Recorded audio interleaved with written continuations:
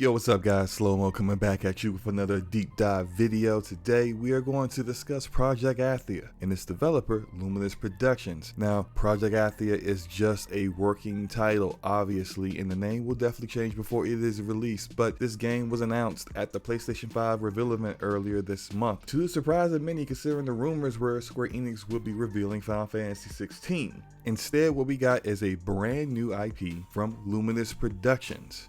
As far as the game goes, all we have to go off of is this teaser trailer, which I gotta say looks pretty damn good. Project Athia is expected to be an action-adventure game with fast-paced combat and platforming, but beyond that, we don't really know anything else about it. How did this game come to fruition? And exactly who is Luminous Productions anyway?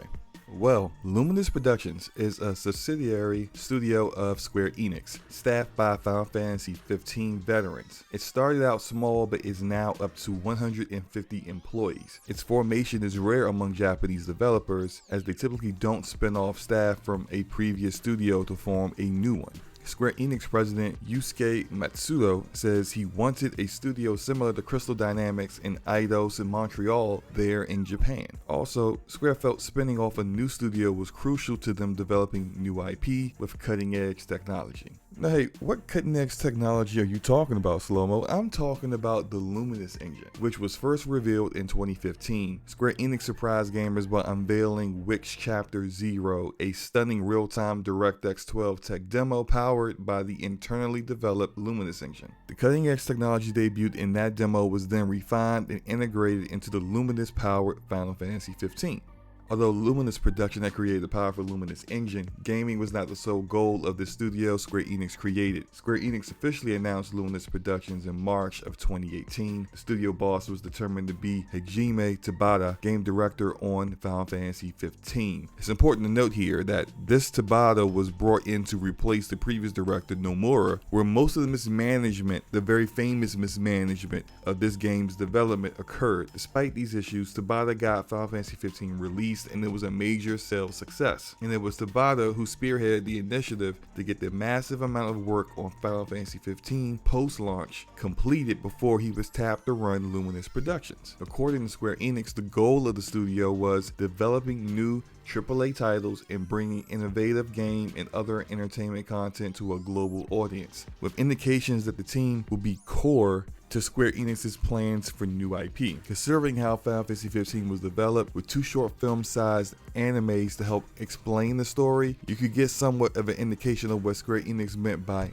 other entertainment content. But it wasn't before long this changed. Tabata left Square Enix and Luminous Productions due to creative differences. Rumor was that they felt he was stretched too thin, and the additional work that he wanted to do on Final Fantasy 15, a second season pass, in addition to doing the new IP, which is Project Athia, was just too much. And Tabata felt like he didn't want to compromise his vision, so he left. The additional DLCs he had planned for Final Fantasy 15 were cancelled, and in the wake of Tabata's exit, Takeshi Aramaki was selected as studio head. Now, Aramaki was lead programmer for Final Fantasy 15, and in November 2018, Square Enix reported a $33 million loss in their fiscal report and attributed this loss to a change in strategy for Luminous Productions. Now, Luminous Productions will focus on large-scale, high-quality AAA game titles which best leverage Luminous's strengths. This pleases me, as many felt the strategy of using other forms of entertainment in addition to the story of Final Fantasy 15 made the story hard to follow and convoluted. Furthermore, when we buy a game, we just want to buy the game and have the story be fully contained inside of that game. No one wants to also purchase a short film, which costs additional money just to understand what's going on in the story of the game. It was a poor strategy, and I'm glad they have decided to get rid of it.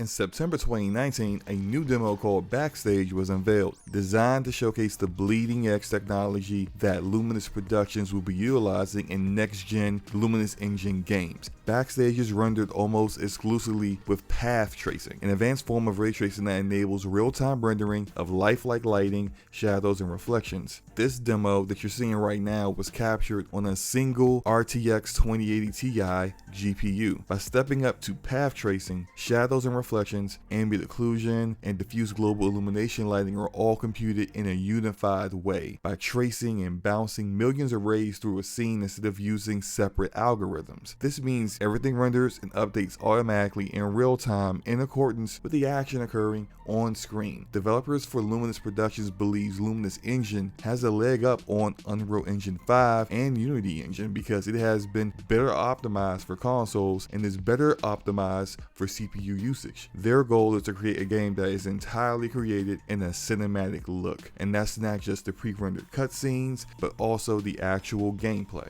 So all of that said, what can we expect from Project Athia? We can expect to see our main character run fast, leap great distances, use magic in combat, fight giant ugly one-eyed creatures and massive dragons, and do it all with the same visuals you've come to expect from pre-rendered cutscenes. Athia is stated on Square and Sony's official statements as exclusive to PlayStation 5 and PC, but there is still talk that that is only timed exclusive to PS5, which shouldn't be a surprise to anyone considering how Sony has made sure publishers and developers cannot even mention other platforms if they paid to make that game a timed exclusive. So hey, let me know what you think of Project Athia. Are you looking forward to this game? Or are you not looking forward to it because you were disappointed by Final Fantasy 15? Let me know in the comment section below. Hit the like button if you liked the video, hit the dislike button if you didn't, it's all good, and hit the subscribe button if you want to see more information on Project Athia in the future. Peace.